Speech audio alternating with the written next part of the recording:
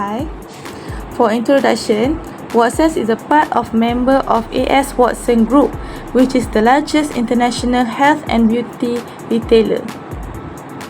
Watsons Malaysia annual revenue is approximately $395.6 million and reported a 12.13% increase in net sales revenue in 2024. Working capital is the difference between current assets and current liability. This shows Watsons' short-term financial health and ability to meet day-to-day operation expenses. It is important to support company growth and smooth daily operations. One of the objectives of working capital is to ensure liquidity so that Watsons can meet short-term obligations and to utilize assets efficiently. Financial analysis. As you can see, we already categorized everything into 4 different groups, which is current assets, non-current assets, current liability, and non-current liability. There are 2 types of current asset, which is temporary current asset and permanent current asset. For temporary current asset, there are claims for tax, refund, repayments, and other current assets. For permanent current assets, we have cash and cash equivalent, prepaid taxes, trade receivables, third parties net, and inventories net. We also calculate net working capital for Watsons company, and it shows that the amount is negative 45,697.48 cents. This shows that Watsons have poor short-term financial health and potential difficulty meeting obligations. Now, we will look at financing source used for current and fixed asset.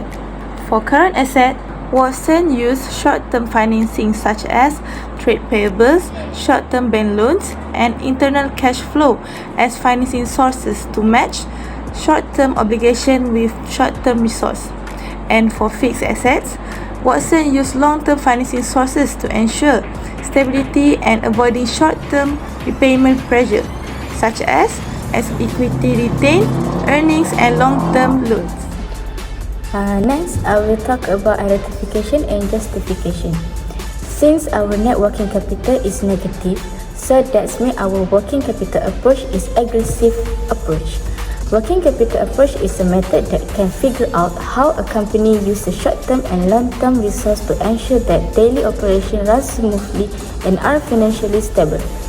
And for aggressive strategy is for working capital financing, which involve using short-term financing to finance working capital. The aim is to maximize short-term profits. Therefore, it will involve more risk as it uses temporary financing (TF) to support a large portion of current assets. Watsons would finance all fixed assets and part of permanent current assets with long-term financing, which means higher risk, higher return. Using long-term funds for fixed assets and the stable portion of current assets to ensure financial stability. Short-term funds cover only temporary needs. Working capital policy. Watsons adopt a restricted policy where the company support the low level of current asset relative to sales. This policy focuses on efficiency by minimizing idle resources and maximizing the productive use of funds.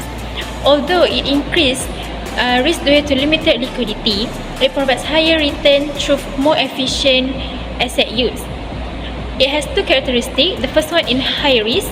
It reduces current asset holding to a minimum coupled with stringent credit policy. And the second one is higher return. Lower investment in current asset enable the company to increase investment in other investment. As we can see, Watsons is using a restricted policy. Watsons current assets is reduced to a minimum with a strict credit policy. Watsons keeps very low levels of short-term assets by enforcing tight control over credit sales and collections.